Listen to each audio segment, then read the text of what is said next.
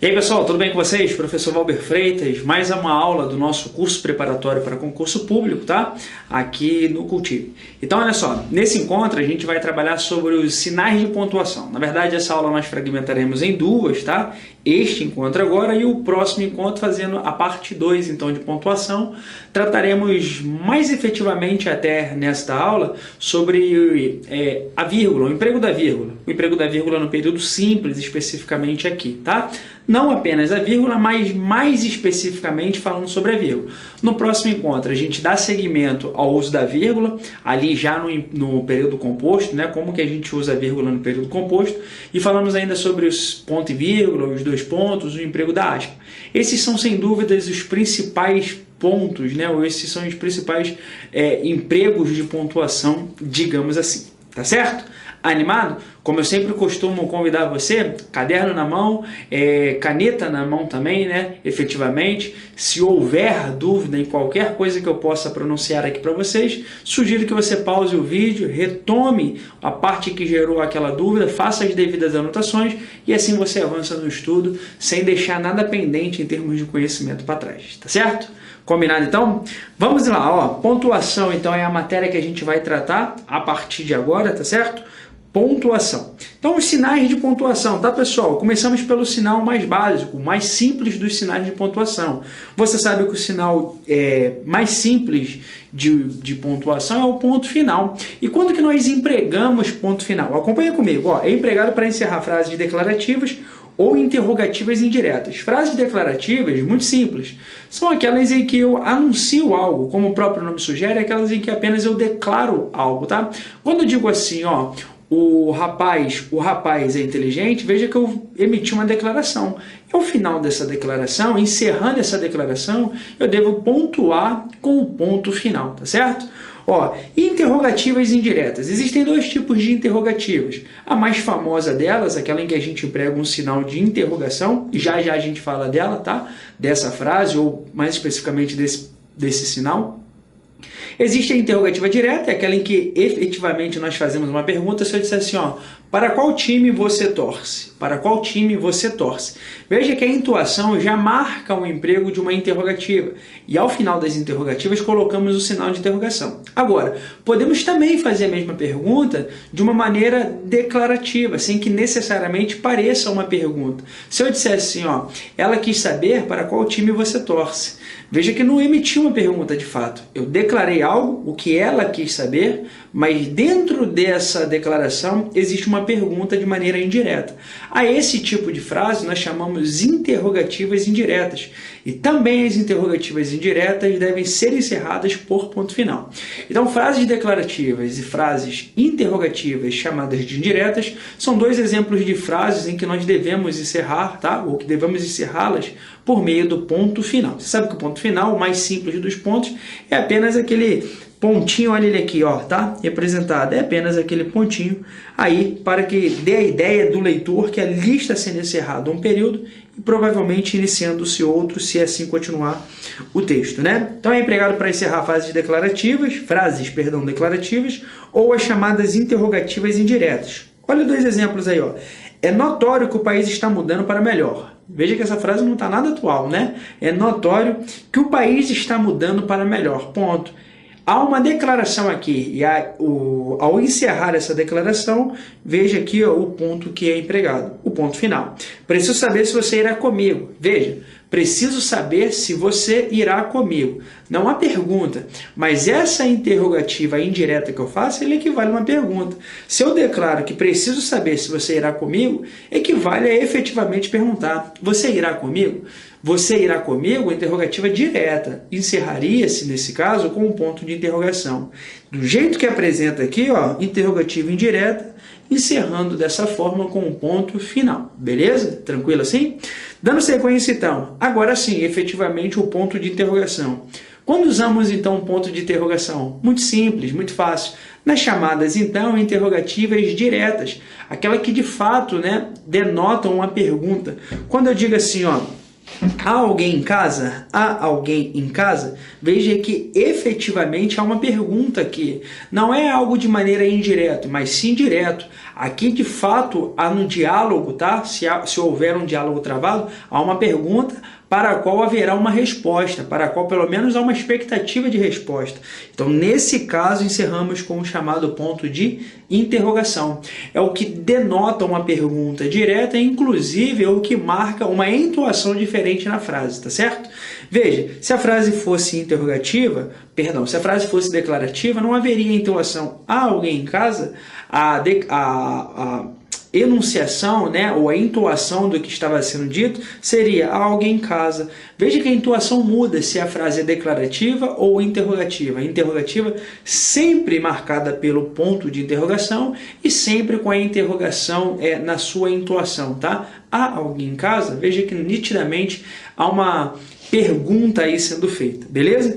E o ponto de exclamação, veja que esses são os 3 pontos, talvez, digamos assim, principal para que a gente possa encerrar períodos, tá? Então, para que a gente encerre períodos, ponto final, ponto de interrogação e ponto de exclamação. Esses, sem dúvida alguma, os principais pontos que fazem encerrar período. Então, o ponto de exclamação, ele é usado em frases exclamativas, optativas ou após algumas interjeições. Frases exclamativas, né, expressam surpresa, espanto, admiração. Frases optativas são aquelas frases que expressam desejos, tá certo? Quando eu falo assim, ó, que Deus te abençoe, quando eu digo que Deus te abençoe, eu marco com um ponto de exclamação. Exemplo de frase optativa, aquela que representa de fato um desejo, tá certo? E existe também algumas interjeições, né, ou algumas palavras que expressam certo sentimentos até, que também vão ser marcadas pela exclamação. As interjeições, por exemplo, olha aqui, ó, não, que pena terem roubado seu carro. Veja que eu estou expressando aqui uma surpresa, né? Ou até um espanto, mas eu estou antecedendo essa declaração de maneira o quê? Marcada aqui, né, por sentimentos, ó e não, 2 interjeições nesse caso, marcada aqui por pontos de exclamação, tá certo? E o uso da vírgula, pessoal, nosso carro-chefe aí da pontuação. Sem dúvida alguma, a vírgula, ela é o ponto o sinal de pontuação, melhor dizendo, mais usual, né? Aquele que as pessoas mais usam e, inclusive, que as pessoas mais erram, tá? Por quê? Porque é muito simples errar o emprego da vírgula. Isso porque as pessoas às vezes confundem a maneira como nós falamos determinadas frases, né, ou orações, pela maneira como elas sintaticamente elas devem ser pontuadas de acordo com a vírgula. O que eu quero dizer com isso? Que o emprego de pontuação chamado vírgula, ela obedece a critérios muito mais sintáticos do que propriamente intuitivos. Aqueles que a gente ouve ou na maneira como nós falamos, tá? Então, são aspectos sintáticos, a maioria das vezes, que vai demarcar ou que vai nos fazer marcar a frase com a vírgula, e não de acordo com aquilo que eu acho que devo colocar ou não, tá certo? Acompanhe aí comigo, ó. Para o correto emprego, é necessário que haja observância da ordem direta da oração. Em português, a ordem direta da oração é sujeito, verbo, complemento mais adjunto adverbial. Paramos aqui, tá? Então, que raios é esse de ordem direta? A ordem direta é a maneira mais usual que em língua portuguesa uma oração aparece disposta. Sujeito, seguido do verbo, seguido do complemento deste verbo, seguido do adjunto adverbial. Quando nós estamos diante de uma oração em que os termos da oração estão dispostos dessa maneira, sujeito, verbo, complemento do verbo e adjunto adverbial, nós dizemos então que a gente está diante de uma oração cuja ordem está marcada de maneira direta, tá? Então há uma sequência lógica direta aqui dentro do período, dentro da oração. Todas as vezes em que a oração é marcada dessa maneira, não cabe vírgula, e em qualquer lugar que você empregue a vírgula nesse caso, você estaria cometendo um erro gramatical. Por isso que o emprego ou o excesso de vírgula, né, ou não o emprego da vírgula, digamos assim, ele configura mais um erro gramatical do que propriamente um erro estilístico. Ah, eu quero colocar ou eu não quero colocar a vírgula, posso colocar ou não posso colocar. Claro, existem casos, tá, em que a vírgula ela torna-se facultativa. Você pode colocar, dependendo do que você queira dizer, da ênfase que você queira dar, tá? Mas a maioria das vezes o emprego ou não emprego da vírgula obedece a critérios puramente gramaticais, sintáticos. Então, ó, sujeito mais verbo mais complemento mais adjunto adverbial é uma nítida ordem direta, e entre os termos da ordem direta nós não devemos pontuar, colocar a vírgula nesse caso, tá? Claro, lembrando que se nós dispusermos esses termos de acordo com uma numeração em que sujeito equivale ao número 1, o verbo equivale ao número 2 na sequência, né? O terceiro termo é o complemento do verbo, e o quarto termo é o adjunto adverbial, nós podemos pensar que sempre que houver uma mudança entre os três primeiros termos da ordem direta, não haverá vírgula ainda. Ou seja, se eu começar a oração com o objeto direto, por exemplo, que é o complemento verbal, não há vírgula, se logo em seguida vier o sujeito e o verbo. Se eu começar a oração por verbo e logo na sequência houver o complemento e o sujeito, veja que só houve uma mudança dos três primeiros termos da oração. Sendo que o adjunto adverbial, ou melhor, desde que o adjunto adverbial encontre na quarta posição de uma ordem direta, a oração permanecerá sem vírgula, tá certo? Ela continuará não havendo vírgula. Então, o que eu quero dizer com isso? Olha só. Vamos ao exemplo. A jovem aproveitou a oportunidade na noite passada. Veja que o termo a jovem equivale ao sujeito. Aproveitou equivale ao verbo. A oportunidade ao objeto direto ou complemento verbal nesse caso. E na noite passada equivale ao adjunto adverbial. É o adjunto adverbial deste termo aqui. Então veja, se eu começar a oração pelo complemento nominal e em seguida colocar o sujeito e o verbo, que tipo de construção eu teria? Assim, ó, a oportunidade a jovem aproveitou na noite passada. Veja que agora eu vou começar a oração pelo verbo e na sequência colocar sujeito, complemento e o adjunto adverbial. Ficaria assim a oração. Aproveitou a jovem a oportunidade na noite passada. Poderia ainda começar a oração pelo objeto direto. Ficaria assim, ó, a oportunidade, a jovem aproveitou na noite passada, tá? A jovem, a oportunidade, aproveitou na noite passada. Veja que todo esse deslocar entre os três primeiros termos da ordem direta faz com que não haja vírgula. Eu não devo colocar a vírgula se eu só mudar de local, o sujeito com o verbo com o complemento, ou qualquer um desses termos entre si.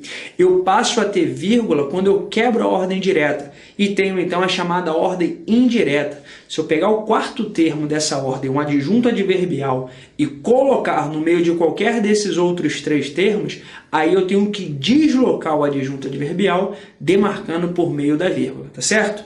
Então, ó, se a oração estiver com seus termos na ordem direta, não haverá vírgulas. Não há vírgula entre o sujeito e o verbo, e entre o verbo e o complemento, e entre este e o adjunto adverbial. Isso tudo que eu falei vai ficar mais fácil e mais claro a visualizar a partir de agora. Por exemplo, então, quando que efetivamente eu uso a vírgula? Primeiro, para separar o adjunto adverbial antecipado ou intercalado. Lembra que o sujeito é o termo número 1, o verbo é o termo número 2, o complemento verbal, que é o objeto direto ou objeto indireto, é o termo número 3, e o adjunto adverbial é o número 4. Sempre que esses três primeiros termos dividirem-se entre si, ou mudarem a ordem entre si, não dividirem, né? Mas que eles mudarem a ordem entre si, não haverá vírgula. Somente quando esse quarto termo, se ele vier para cá e ficar entre, por exemplo, o sujeito e o verbo, então ele vai ser demarcado por meio de dupla vírgula. Se esse quarto termo, o adjunto adverbial, iniciar o período, depois dele, adjunto adverbial, tá certo? É o que estamos dizendo aqui a letra A. Para separar adjunto adverbial antecipado ou intercalado, ou eu faço com o emprego da vírgula, tá? Com desenvoltura e tranquilidade, o candidato apresentou o projeto. Veja, o candidato funciona como sujeito. Apresentou, verbo transitivo direto. E o projeto funciona como objeto direto. Veja então que com desenvoltura e tranquilidade foi o modo como o candidato apresentou o projeto. Adjunto adverbial de modo, ou advérbio de modo, tá? Uma locução adverbial com valor de modo. Então, nesse caso, houve uma antecipação, houve uma quebra da ordem direta. E essa quebra vai ser sempre demarcada por meio do emprego da vírgula. Veja que dessa maneira ficou fácil de entender. Então, quando que a vírgula é usada para marcar a antecipação ou a intercalação do adjunto adverbial. Veja que aqui eu tenho o sujeito, o candidato. Ó, eu coloco uma vírgula aqui e outra vírgula aqui, por quê? Porque entre as vírgulas eu demarquei o adjunto adverbial, ou seja, eu intercalei entre o sujeito e o verbo. Veja que o candidato, com desenvoltura e tranquilidade, apresentou o projeto. Então, entre o sujeito e o verbo, eu botei dupla vírgula para marcar o quê? Que o adjunto adverbial veio intercalado, veio entre esses dois termos essenciais, sujeito e o verbo, tá certo? Então, havendo a antecipação ou a intercalação de um adjunto adverbial, a gente vai colocar a vírgula, é o primeiro caso de vírgula que a gente prega no período simples. Beleza, pessoal? Tranquilo? Fácil? Vamos dando sequência.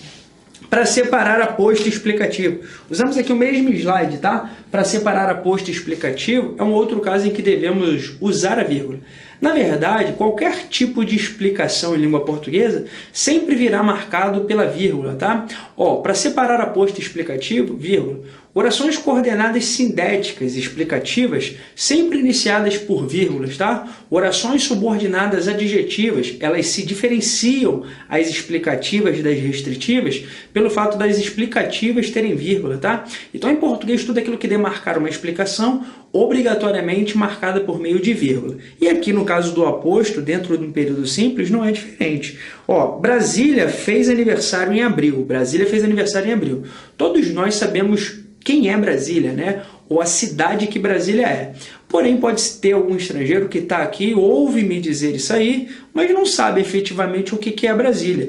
E aí alguém com muita boa vontade vai explicar ao estrangeiro ou ao desinformado, digamos assim, aquele que não tem essa informação. Não desinformado no mau sentido não, tá? Mas aquele que não detém essa informação. Aí alguém vai dizer, cara, Brasília fez aniversário, mas quem é Brasília? Brasília é a capital do Brasil. Na verdade saiu um A aqui, mas é do, tá? Se me ajude aí corrigindo, por gentileza. A capital do Brasil. Veja que a capital do Brasil é um termo que eu emprego depois do termo Brasília, usado para explicar o termo anterior. A esse termo sintático nós chamamos de aposto explicativo. E por ser aposto que denota explicação, obrigatoriamente empregado por meio de vírgulas, tá certo? Empregado aí por meio de vírgulas. Deixe-me apagar tudo, pronto, dando sequência. Outro caso de emprego da vírgula, para nós separarmos o vocativo. Você sabe, você deve lembrar das nossas aulas de período simples, que o vocativo é aquele chamado termo independente. Ele não se encontra nem dentro do sujeito, nem dentro do predicado. Ele é um termo que encontra-se ali apenas para que nós possamos chamar alguém e essa pessoa, né, e com essa pessoa nós podermos falar. Veja que aqui o exemplo, os alunos lhe fizeram muitas perguntas, professor.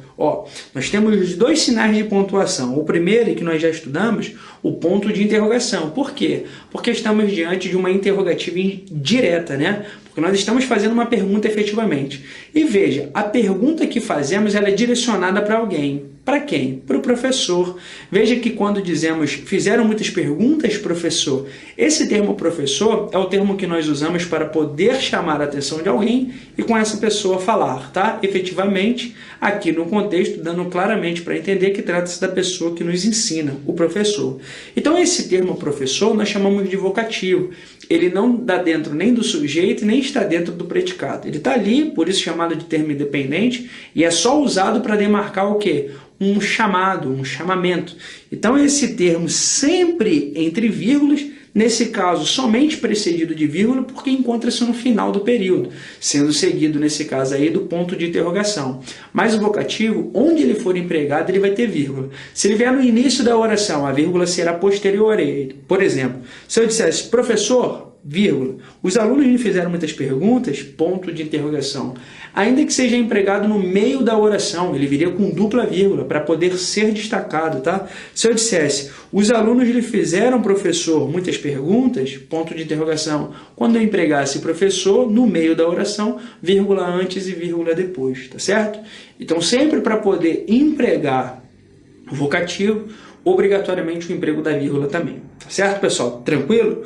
Outro caso de vírgula, tá? No período simples, para que a gente possa separar termos coordenados, termos que exercem a mesma função sintática.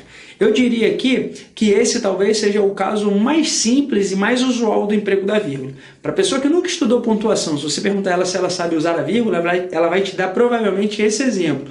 Quando você enumera termos coordenados, ou seja, termos que desempenham a mesma função sintática. Quando eu digo, por exemplo, que a polícia encontrou no local livros, revistas, jornais, discos, fotos, veja que tudo isso aqui é uma citação do que a polícia encontrou no local. Ou seja, encontrou o que a polícia? Livros, revistas, jornais, discos, fotos. Tudo isso são complementos do verbo encontrar, tudo isso funcionando como núcleos do objeto direto, tá certo? Desempenhando a mesma função sintática, sendo separado um do outro por meio da vírgula apenas, tá certo? Alguém pode daí de casa ter notado o seguinte: professor, em vez dessa vírgula aqui final, não deveria ser empregada a conjunção e? Você sabe que quando a gente vai citar, fazer uma citação, a gente coloca a conjunção e quando nós encerramos uma ideia. Se eu dissesse assim, a polícia encontrou no local livros, revistas, jornais, discos e fotos, eu estaria dizendo para vocês, e vocês interpretariam, que tudo que havia no local eu citei, tá certo? Quando eu não coloco a conjunção e, mas deixo a vírgula separando o penúltimo do último termo, significa que a polícia encontrou muitas coisas, e algumas das quais eu cito aqui, mas eu não encerro a citação, eu não encerro a enumeração, tá certo? Então veja que esses termos aqui, livros, revistas, jornais, discos, fotos, são alguns dos outros muitos termos que a polícia, dos outros muitos objetos, né? Não termos, outros muitos objetos que a polícia tenha encontrado no local, ou encontrou no local aí. Beleza? Então não há uma finalização, um encerramento de uma citação nesse caso. Tá? Outros dois exemplos, para separar a localidade da data e o nome da rua do número da casa. Esses também casos clássicos, né, do emprego da vírgula. Qualquer pessoa também que vai redigir. Hoje em dia, talvez você que me assista não saiba nem o que é redigir uma carta escrita. Né? Isso aí é para a galera que já passou dos 30, a exemplo de mim aí, e que ainda pegou o finalzinho das cartas escritas. Né? Cartas escritas, tá? As pessoas faziam muito isso. Colocar o lugar de onde está se escrevendo e dar uma vírgula para poder colocar a data, tá? Empregar a data do dia, ali o dia que está se escrevendo realmente.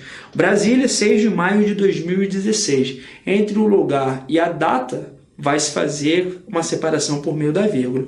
Ou ela morava na Avenida Rio Branco, vírgula, 136. O endereço, né, o nome da rua, do número. Também se faz essa separação por meio da vírgula, tá? E ainda, para separar predicativo do sujeito quando antecipado ou intercalado. Aqui vale uma recapitulação do que é o predicativo do sujeito. O predicativo do sujeito é aquela qualidade do sujeito que ele é atribuído dentro do predicado. Então veja, se eu disser assim, o aluno estudioso chegou, o aluno estudioso chegou. Veja que quem chegou foi o aluno estudioso. Então, o estudioso é uma qualidade inerente do aluno, tá? E ela está dentro do sujeito, essa qualidade. A isso não chamamos de predicativo do sujeito, chamamos de adjunta de nominal normal, tá certo? Agora, se eu disser assim, o aluno cansado chegou, o aluno cansado chegou. Veja que cansado não é uma qualidade inerente, o aluno não está sempre cansado, tá certo? Diferente de inteligente, ele é sempre inteligente. Mas dizer que o aluno cansado chegou, veja que cansado é uma qualidade do aluno que foi atribuída dentro do predicado. É uma qualidade circunstancial. E por isso, por não estar depois do verbo, então nós iremos fazer uma marcação por dupla vírgula. Veja que se ele estivesse na ordem direta, depois do verbo, não teria necessidade de colocar vírgula. Se eu dissesse que o aluno chegou cansado, sem vírgula. Mas como houve uma antecipação da qualidade cansado, então eu faço essa marcação por meio de dupla vírgula, tá certo? Acompanha comigo. Nervosa, a mulher falava ao telefone. A mulher falava ao telefone e naquele momento ela estava de que maneira, né? Nervosa. Então, nervosa é um predicativo do sujeito, é uma qualidade da mulher dentro do predicado e isso marcado do restante da oração por meio da vírgula. O homem estudava com afinco. O homem estudava com afinco e estava como? Preocupado, né? Preocupado, então, predicativo do sujeito, marcado pela antecipação, ou seja, por ser empregado antes do verbo, marcado, então, aí por dupla vírgula também. Beleza, pessoal? Tranquilo?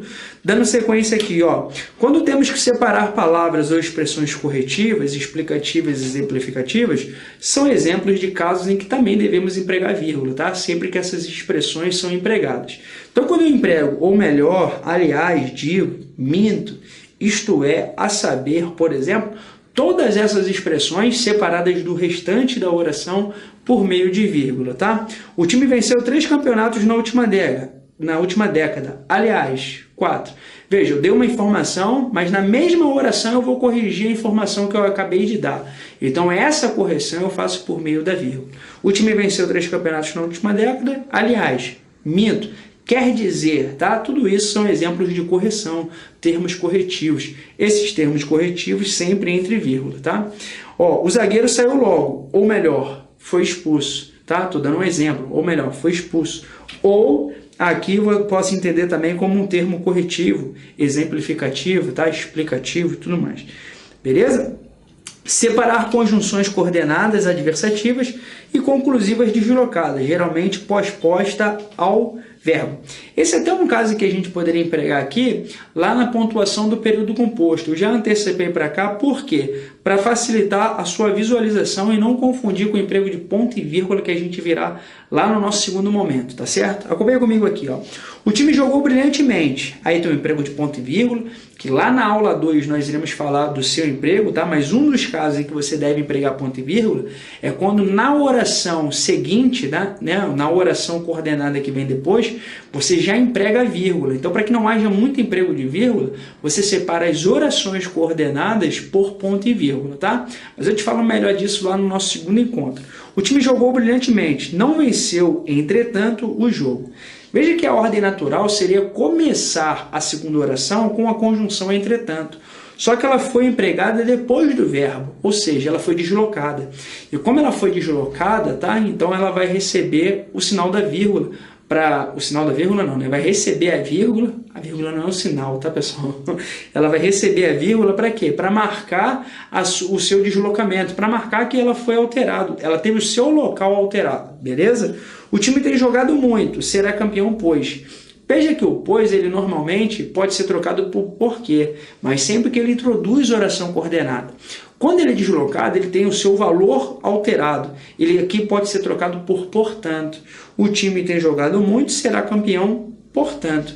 Veja que essa mudança de ordem, essa mudança de local em que a conjunção deveria ser empregada, inclusive a mudança de sentido, faz com que a vírgula deva ser empregada para marcar essa mudança de conjunção, tá certo?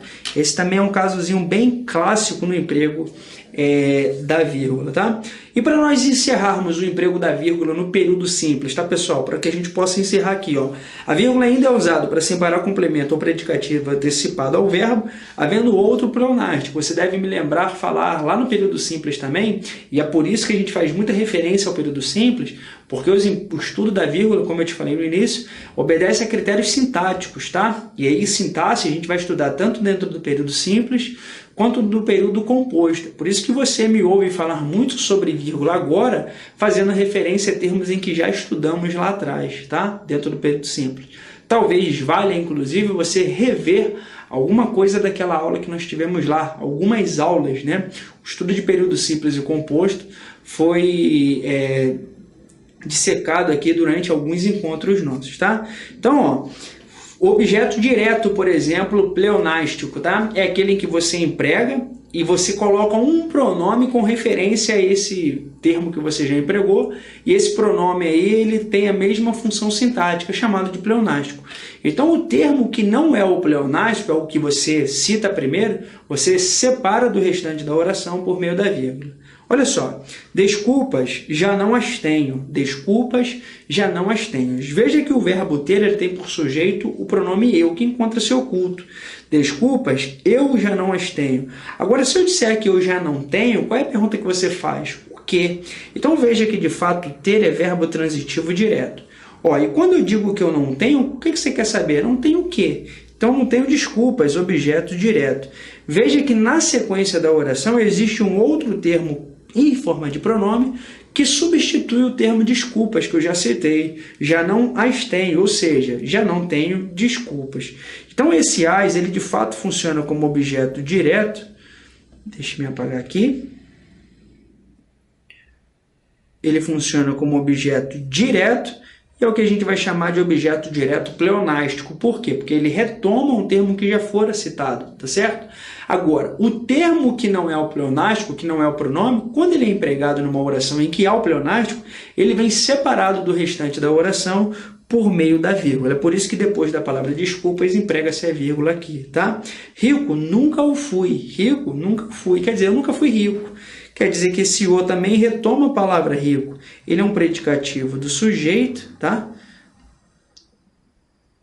Ó, esse ozinho aqui, ó, ele é um predicativo do sujeito empregado de maneira pleonástica. O predicativo do sujeito, que não é o pleonástico, ele vem separado do restante da oração pelo emprego da vírgula, tá certo, pessoal? Ó, e por fim, para marcar a omissão, tá? A elipse ou a zeugma de um verbo. Toda vez que você marca uma omissão, marca um verbo, né, que não foi empregado, mas que você pode deduzir o seu emprego, você marca essa omissão por meio da vírgula. Muito simples o exemplo, olha só. Ana ama a língua portuguesa, Fernanda, vírgula, matemática. Veja que no lugar seguinte ao de Fernanda, há uma clara omissão do verbo amar. Quando eu digo que Ana ama a língua portuguesa, Fernanda, matemática, equivale a dizer que Ana ama a língua portuguesa e Fernanda ama matemática. Então veja que essa vírgula aqui, ela está marcando a omissão de um verbo que já fora citado. Isso é uma figura de linguagem que nós chamamos de zeugma. A zeugma é uma espécie de elipse, né, pessoal? É você omitir um termo que já fora citado, sem que isso vai causar nenhum tipo de prejuízo no contexto. Veja que não empregar o verbo amar aqui, mas colocar uma vírgula no lugar, vai fazer com que você entenda que ali deveria estar o verbo amar, mas que a sua ausência não acarreta nenhum erro para a oração, tá certo? Isso aí a gente chama de zeugma, e para marcar a elipse ou a zeugma, você também coloca a vírgula, tá? E para nós encerrarmos, uma questão para que a gente possa treinar juntos aqui. Acompanha aí.